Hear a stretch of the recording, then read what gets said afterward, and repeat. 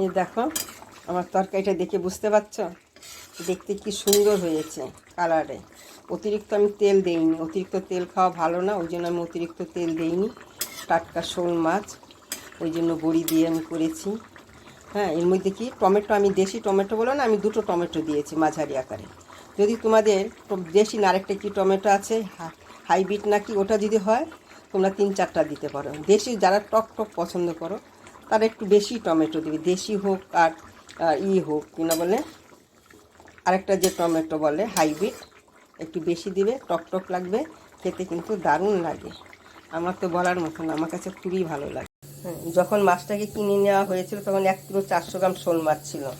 এটাকে কেটে নেওয়ার পরে এখন কতটুকু আছে জানেন, আমি সবটা রান্না করব না, কিছুটা আটকে করব আর কিছুটা রেখে দিব, পরে করব। এখন মাছটা শোল মাছ, এটা নুন হলুদ মেখে নেব। এখন হলুদ দিয়েছি, এখন নুন দিলাম, এটা মেখে আমি এই 10-15 মিনিটের জন্য রেখে দেব।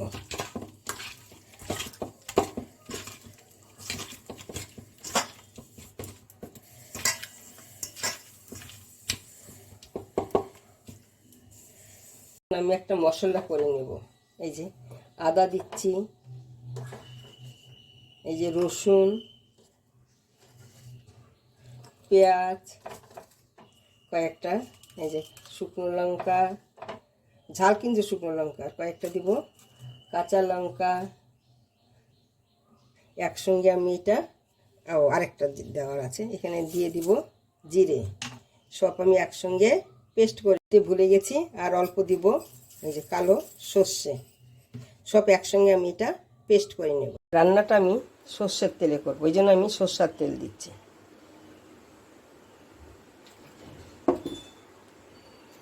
এখন আমি তেলটা গরম হয়েছে, এখন মাছটা আমি ছেড়ে দিচ্ছি।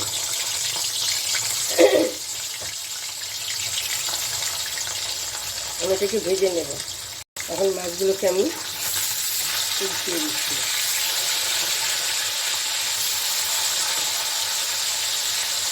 যে রেসিপিটা আমি রান্না করছি, যে শোল মাছটা, এটা আমার শ্বশুর বাড়ির রেসিপি, এটা আমার নিজের না, শাশুড়ি মা রেসিপি।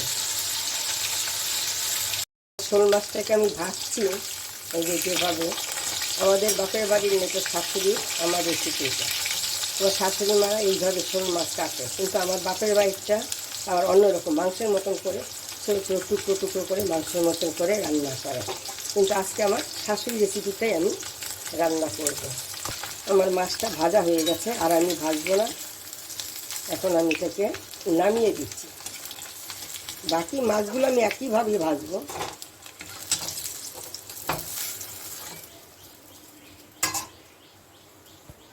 এখন আমি এই বড়িগুলোকে ভেজে নেব।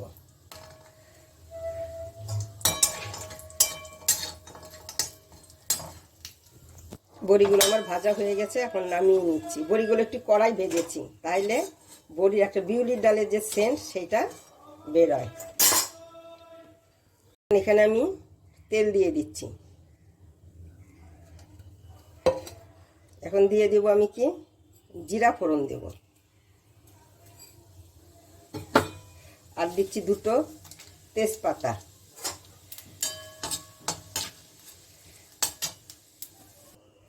আর দিচ্ছি আমি ফোড়নে একটু পেঁয়াজ দিয়ে দিচ্ছি।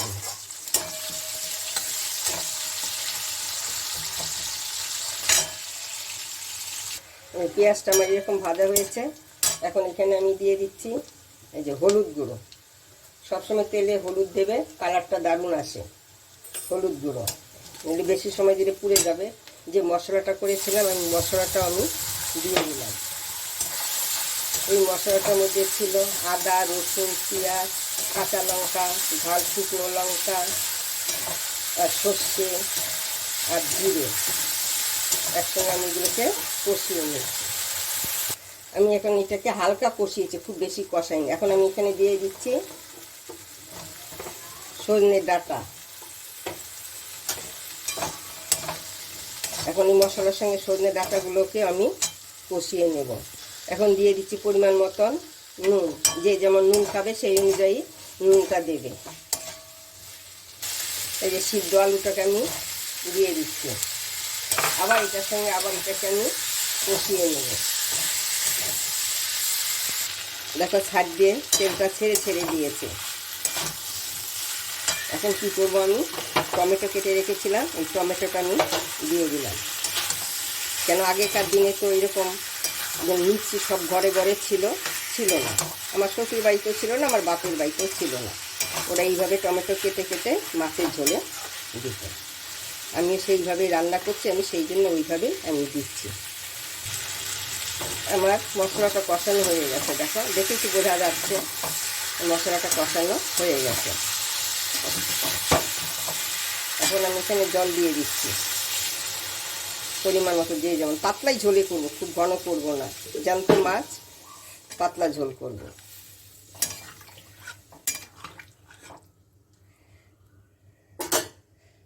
ঝোলটা ফুটে উঠেছে, এর মধ্যে আমি কী করবো, এই যে বড়ি আর মাছটা একসঙ্গে আমি দিয়ে দিলাম।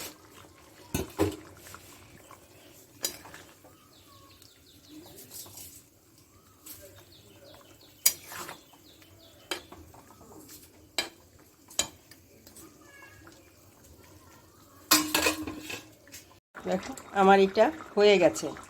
এখন আমি এটাকে নামিয়ে দেব। তোমরা যে যেমন ঝোল খাবে সেই অনুযায়ী তোমরা ঝোলটা দেবে। টাটকা মাছ তো একটু ঝোলঝোলই ভালো হয়, কেন যেগুলো একটু নরম মাছ থাকে বা বাসি মাছ, ওইটা ঝোলটা ভালো লাগে না। পেঁয়াজ রসুন দিয়ে শুকনো শুকনো করলেই ভালো লাগে। আমার রান্নাটা হয়ে গেছে। আমি যেভাবে রান্না করেছি তোমরা ওইভাবে রান্না করে দেখবে, কিন্তু খেতে কিন্তু ভালো লাগে। এটা আমার শাশুড়ি হাতের রান্না, আমার না, ওনারই রেসিপি, তাই আমি করেছি। আমার কাছে ভালো লাগতো খেতে, তাই আপনারা ওইভাবে করে দেখবেন।